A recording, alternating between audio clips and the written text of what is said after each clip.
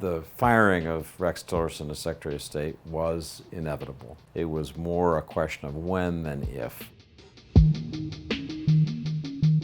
Rex Tillerson's legacy, sadly, is very limited. He gained a reputation as somebody who was thoughtful about policy, who had a sense of how the world worked, who had personal relationships with Vladimir Putin in Russia, with so many of the leaders around the world. The problem is that from the beginning, he seemed to see the State Department as his enemy. That created a terrible morale problem at the State Department. And more to the point, the United States lost a coherent voice in speaking to other countries at a time of great international concern. When you have this new disruptive president, the world wants to understand how to engage with the United States. If you have an interest in having a coherent foreign policy process, the idea of having someone in Mike Pompeo, who President Trump said they're on the same wavelength, having that kind of person as Secretary of State who can speak for the country, for its foreign policy, does matter, especially as we head into negotiations with North Korea that really matter. This is the most important, ambitious thing President Trump has undertaken.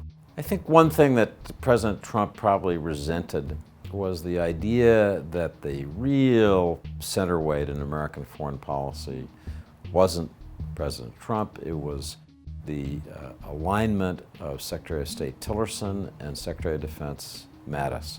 The two were very close from the very first weeks of the administration.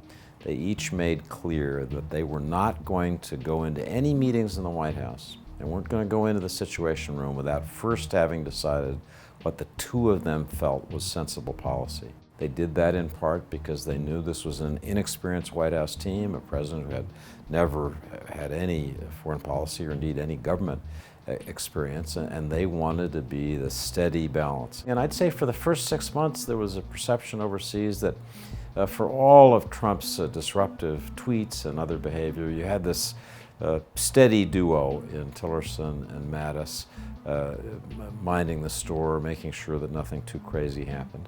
I think that's part of what undercut Tillerson's position. Over time, as Trump more publicly criticized Secretary of State, it limited Tillerson's ability to talk to people around the world. In the end, it's good to be allied with Secretary of Defense if you're Secretary of State, but it's a lot better to be allied with the President.